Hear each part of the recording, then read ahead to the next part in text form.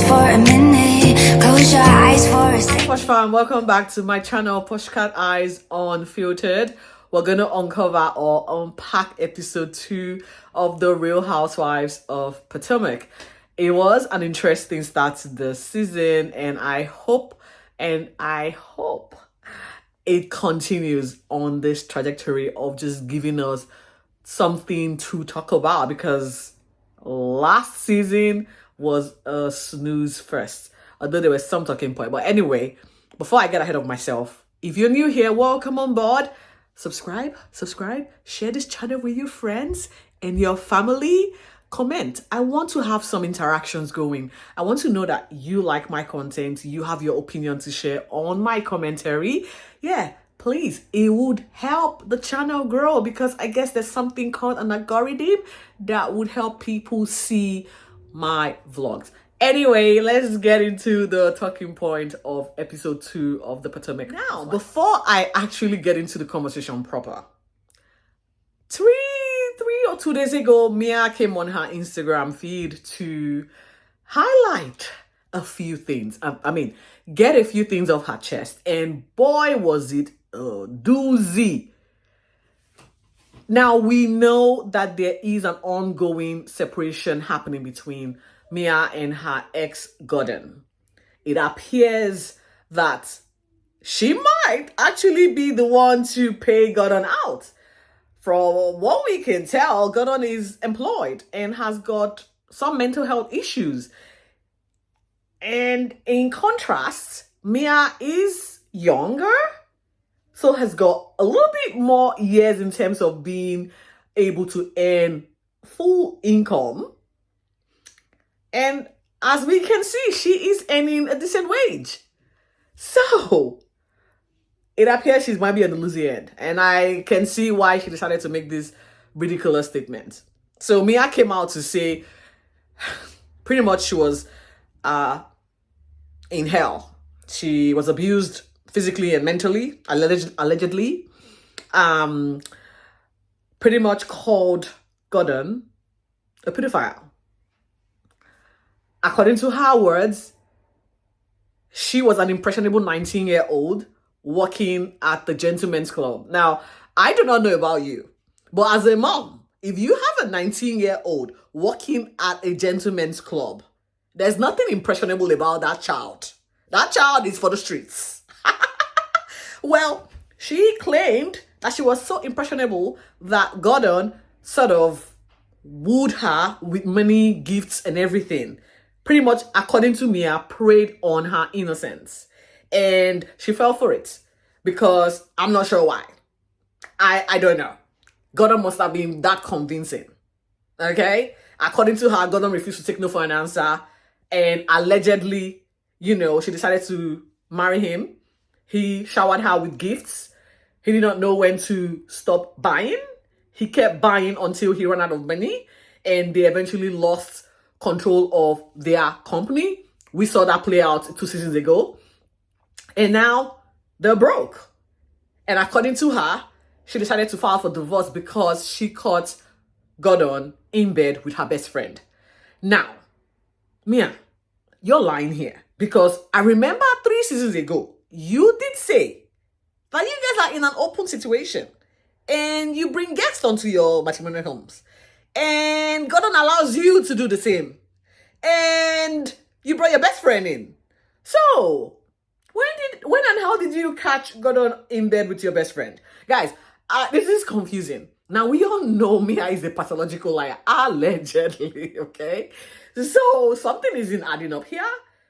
She claims that his mental health situation has now become unbearable for her. And so she decided to leave and run to her guardian angel, Inc., who has been a major player in the background, because we now know there is a paternity situation going, because they're trying to determine who the father of her first child is, despite the fact that she did some IUI situation to conceive, because she couldn't naturally conceive. So I'm trying to unpack her lies, and I don't think she realizes that we have got receipts of her saying or singing a different tune at the start.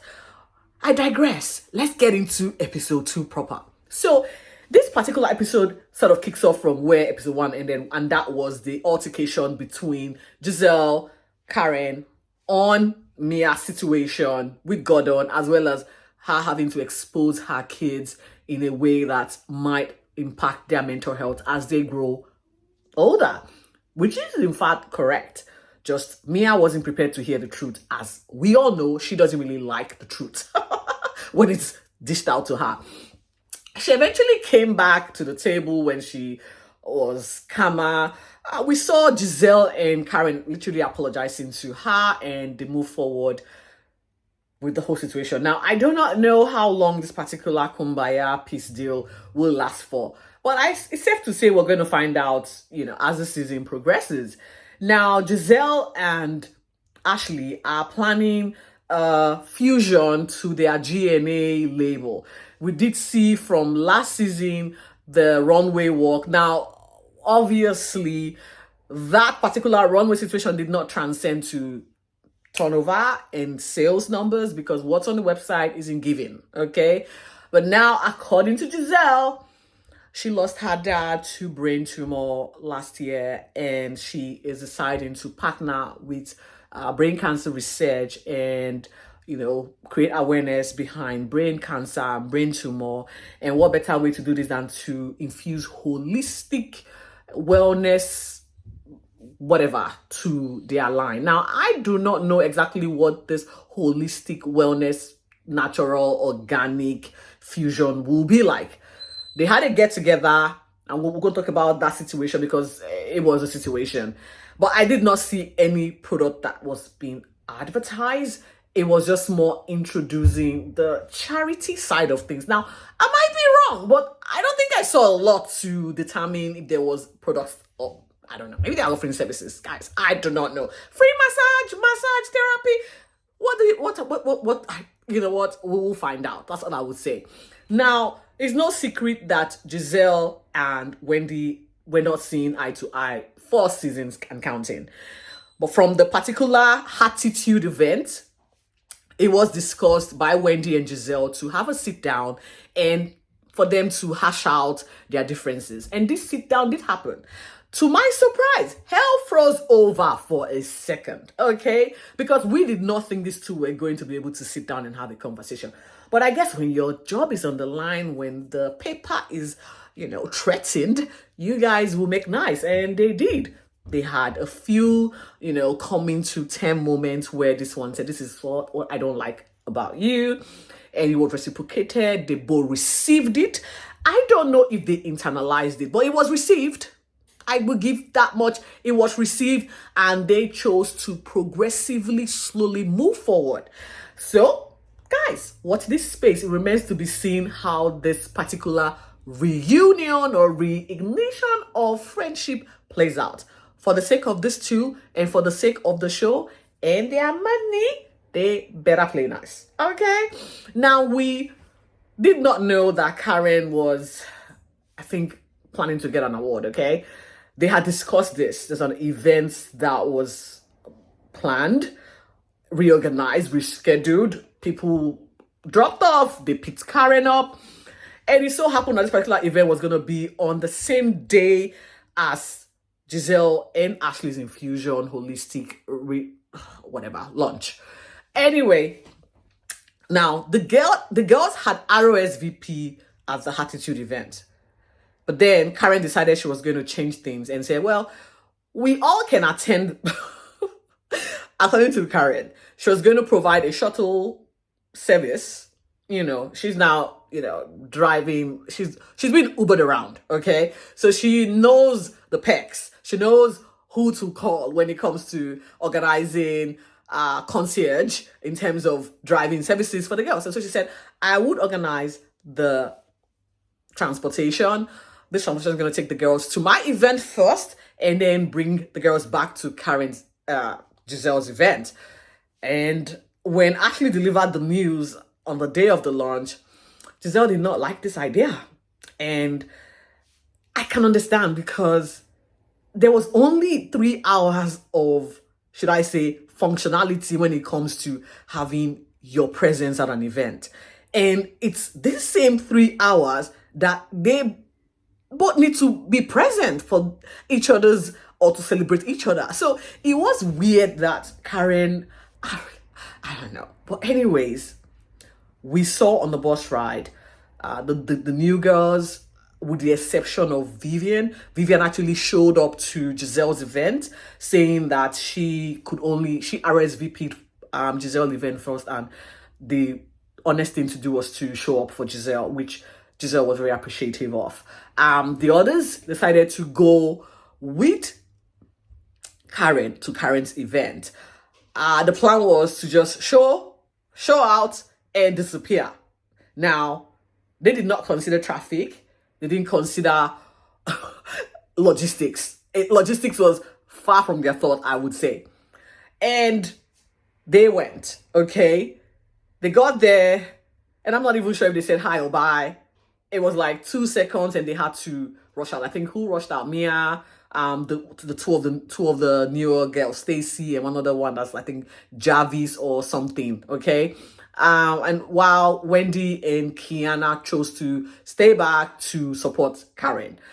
And this is where this particular episode ended, because we saw them rushing back to Giselle's event, which was on the... It was already dwindling now. Like, the whole fun, it was coming to an end. And they showed up. And we could see Giselle trying to get security to usher them back out. I know. So, like I said, this is where it ended for episode 2. So we're going to definitely unpack this whole situation in episode 3. I might add, though, Kiana did make an appearance on this episode, and she went, in fact, to pay a visit to Karen's house, and they talked about the fact that Giselle did not invite Kiana for the Attitude event. Kiana was a bit taken aback by the no invitation.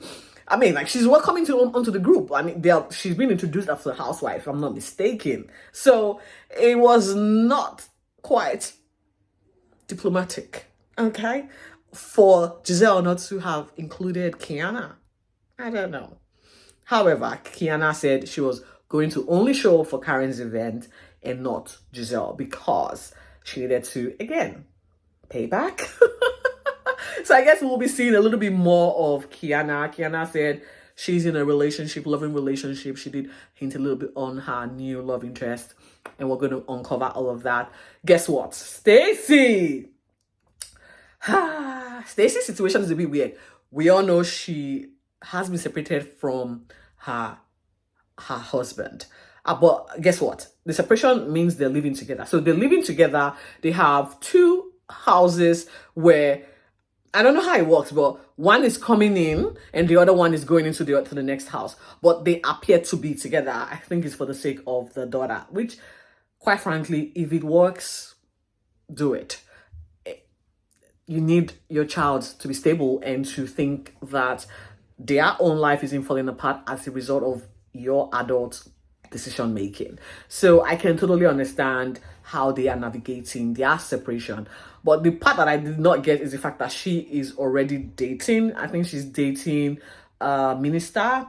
And the part that caught Ashley's attention was they haven't been intimate yet. Now, for the sake of the fact that she's still married to or not yet divorced from her ex-partner, it seems fair and logical that she's not humping this new guy.